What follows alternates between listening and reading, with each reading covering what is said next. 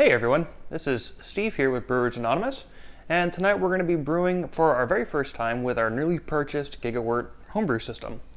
As you may have seen in previous videos, we did an unboxing of the system and kind of went over some of the basics of it and how it works. Tonight we're going to be brewing a Graf. A Graf is it's a hybrid beer. It's kind of half beer, half hard cider, and is based on a Stephen King novel. There's no real guidelines for this style of beer, because it is really kind of up to interpretation. So what we're going to do tonight is we're actually going to brew a batch that's going to come out to about 1.6 gallons roughly, because we're going to do a really small version of it, and then we're going to add a gallon of apple juice to it. This is going to go ahead and give us a total volume of about 2.6 or so gallons. So a nice half batch of beer. So during tonight's session, we're going to go through and just kind of highlight some of the features of the Gigawort and show you how they work while they're in progress.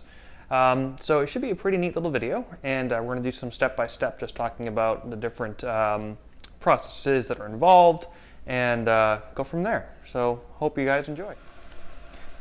Alright, so we've turned on the Gigawort, and we've added just short of 3 gallons of water for our mash. We added the water at about 110 degrees, which came out of the faucet, which is another wonderful thing of being able to brew inside. And now it's starting to make its very quick climb. And so hopefully we'll have strike temperature, which we're shooting of about 164 here very soon. So we'll check back in just a minute. All right, so we have just run into a little bit of a unforeseen issue with the Gigawort. So we're bringing our water up to the mash temperature of 164, and we noticed that the temperature down here on the actual computer was fluctuating quite a bit, and it really didn't seem to get past 133 degrees. So I took my handy dandy Brewer's Edge thermometer and I put it in there, and it was actually closer to 160. So what we did is went ahead and unplugged the unit, turned everything off, and pressed the reset button, which is on the underside of the brewer, and then we plugged it back in and turned it back on. Upon doing so, we got a more accurate temperature reading, which is great. So right now we're at about 161, which is pretty good. And to achieve this temperature, really it's only been about 20 minutes since we initially filled it up and plugged it in. So just something of note that if you find that your temperature is ping-ponging quite a bit, maybe the computer needs to be reset. So again, this is the first time we've used this unit, so who knows what was going on with it. Maybe the computer just needed to be reset for manufacturing or something, but regardless, nonetheless, we got it squared away and it seems to be back to fully functional use. So we'll be mashing in here in just a moment and go from there. All right, so we have reached our mash temperature. I'd like to introduce my wife, Jennifer. She's going to be helping out. This is actually her recipe. So she's going to just help us get mashed in, and we'll go from there. So what we're going to do is we're going to actually use our trusty old brew in a bag that I've had for 5 years now. This thing has been doing great, got a lot of miles on it. And we're just going to put the bag right on in. And then we're going to slowly just mash in the grains. So as you can see, this is a very small grain bill. Again, we're doing a very small batch, and it's going to be a lower ABV anyway, so low gravity. So let's go ahead and get this mashed in.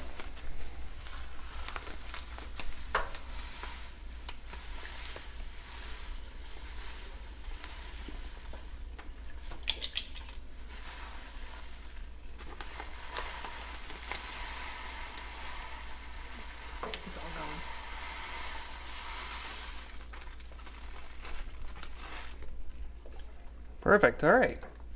Nice and simple. So we got that mashed in now, and ooh, that smells good. What we're gonna do is put the lid on it. And so also just a side note, when we went ahead and did the initial mashing, we're using the 1600 watt element because there's the 600 and the 1600. So once we reached our mash temperature, we then turned the 1600 off, put it into the 600 watt mode, and then this will allow it to maintain temperature at roughly 158 or so is our target, and we'll go from there. So what we'll actually do now is, now that we're doughed in, we're going to come on the computer here, and we're going to change our temperature to 158, and then now it's going to maintain that temperature 158 for the next hour. So honestly, over the next hour, we'll come in and we'll check on it every once in a while, give it a stir, but really that's going to be the bulk of it. So we'll check back in about an hour when we're done to mash out, and we'll go from there. All right, so we have now completed our mash process. What we're going to do now is go ahead and actually raise the temperature to 168, so that way we can go ahead and do our mash out. So we come down here and just hit the set button, and then we just bring it up to the temperature, hit set again, and now it's off to the races. So we're going to hold it at 168 for 7 minutes. We're accounting for a 10-minute rise, although realistically with this little system, it's probably going to be more like a 5-minute rise. But we'll just keep an eye on it, and when it gets up to 168, we'll start our 10-minute timer. All right, so we've now completed the mash out process. Something that we noticed during the mash out again is that the temperature was inaccurate. And so we turned the brewer off and then turned it back on, and the temperature now seems to be back to where it should be. Essentially, we noticed that it wasn't getting anywhere past like 163, 164. And so we went ahead and used our trusty old thermometer, and sure enough, it was at 175. So again, it seems to might possibly be an issue with the temperature probe on this thing. Not sure, but we'll find out. So now what I'm going to do is go ahead and pull the grain bag out and finish the mash process and start the boil. So I use my good old brewing bag gloves. As you can see, I also have a strainer that's kind of out here.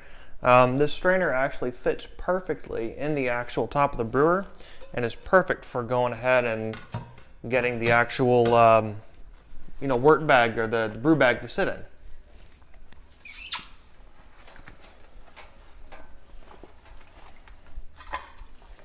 Again, small batch, so not a lot of grain. So we just set the strainer on top, and of course you can go ahead and squeeze the bag depending upon which school of thought you subscribe to. But squeeze it, get a little bit of that extra wort out.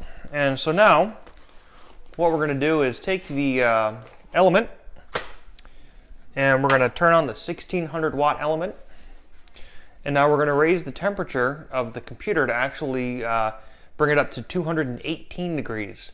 Now, of course, water boils at 212 degrees, as we know, on sea level, but the instructions actually recommend to go to 218, and that just pretty much turns the element on for full blast. So we'll go ahead and do that now.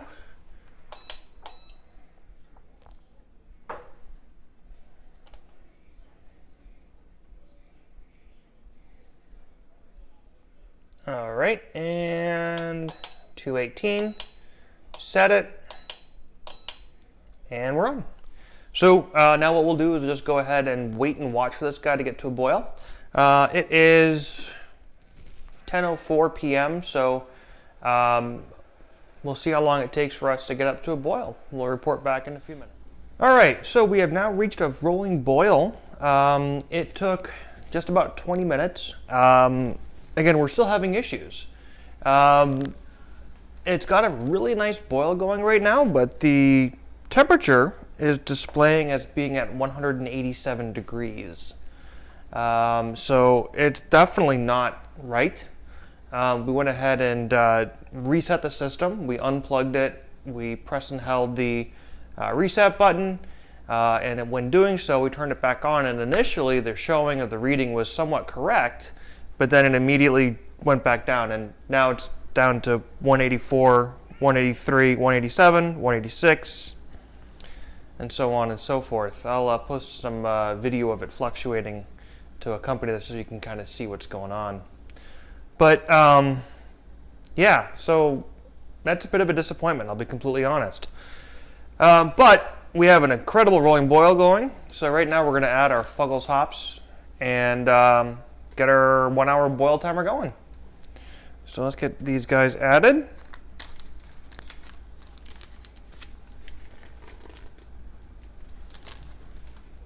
And we'll stir them on in.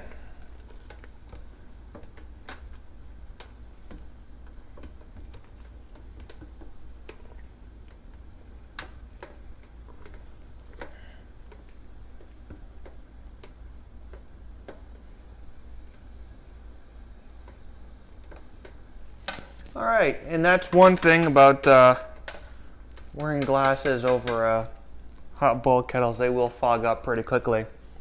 So now we got a 1 hour boil to go, and yeah, that's pretty much it. So we will check back in once the boil is over. Hey everyone, we're back here now, getting close to the end of our boil.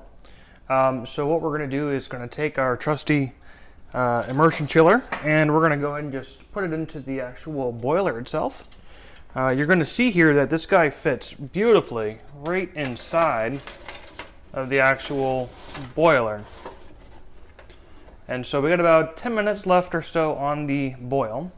And so now we've got the chiller in there, just kind of sanitizing itself. And it'll get back up to a boil pretty quickly. And then we'll finish up the boil, and then we're gonna go ahead and chill. We're not gonna show the chilling process because we have to bring it outside and it's dark out, and it's really not that great for video purposes. But you get the idea. I'm sure pretty much if you're watching this, you've chilled a beer before with an immersion chiller. It's nothing special. But what I do want to highlight especially though is the fact that the chiller does fit back in there really nicely. Now, one thing I want to note also is that the temperature controller issue has, I don't want to say solved itself, but more corrected itself. It's now showing 211 degrees. So at some point throughout the boil, it decided to all of a sudden get up to speed. So we all know that 211 roughly is, not boiling, but I don't have a problem with these controllers being a degree or two off in accuracy, as long as it's only about that. So yeah, now it's showing 212. Very interesting. I'm curious to see what the result is after we actually drain the boiler and we see what's inside. I've been feeling around with the paddle throughout the boil process, just making sure that there's no scorching or anything like that. I have felt some traces of what feel like grittiness, but it's nothing that's been substantial. Everything feels pretty smooth. Just hit that one spot every once in a while where it's a little grit and a little stick. So I'm curious to see if there is any scorching that's happened over the course of this, which possibly may have led to the temperature being off. So more to come. All right, we've come to the end of our 60-minute boil. And so now what we're gonna do is actually just press the off button right here. Turn that off for the unit. We'll put the element back on 600 watt, and we're also gonna turn off the main unit itself. So typically, if you have like a faucet inside or something like that you can touch a hose to, you could totally chill this in your house. But for us, we don't. We have a fancy pot filler faucet, and really that doesn't have an attachment for a hose.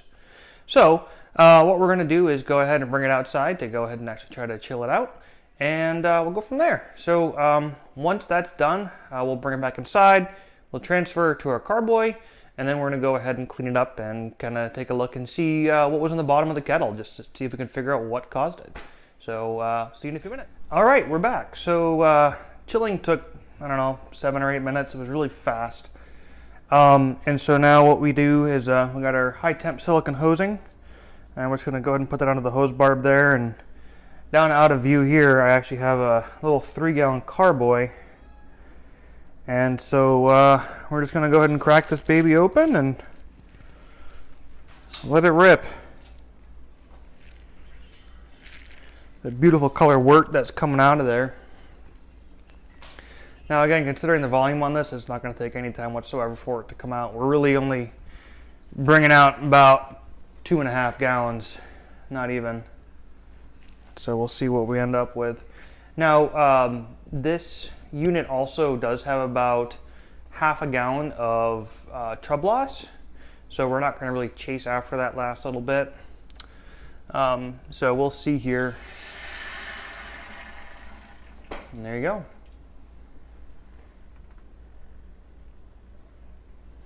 That was pretty quick. Nice fast transfer. So let's go ahead and close this. Take the high temp hose off. Pull it out.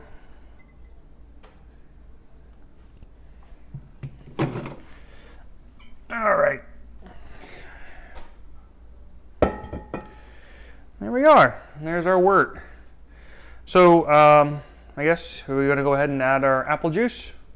We're going to go ahead and add the apple juice now. So this is actually Trader Joe's apple juice. To me it looks more like a hard cider, or just like a cider, but it's just apple juice. So yeah, let's go ahead and pour it in.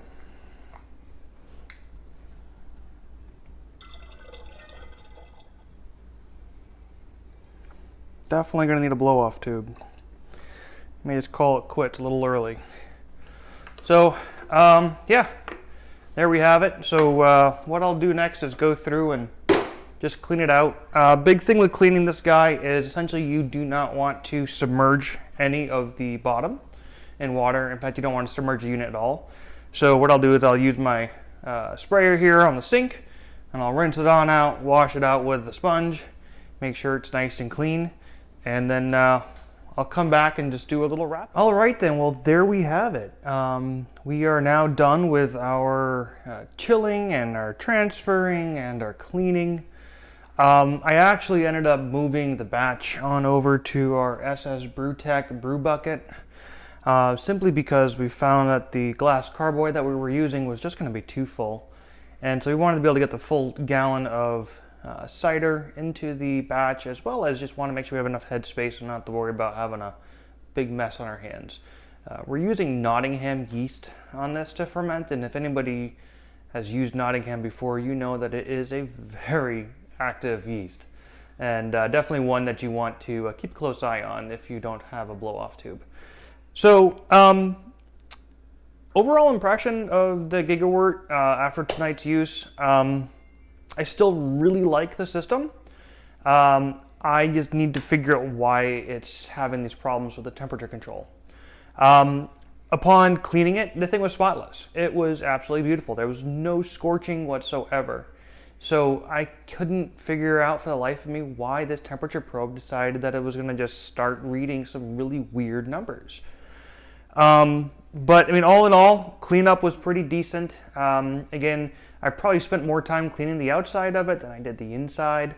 And then again, that's just because of this high polish finish that it has on it.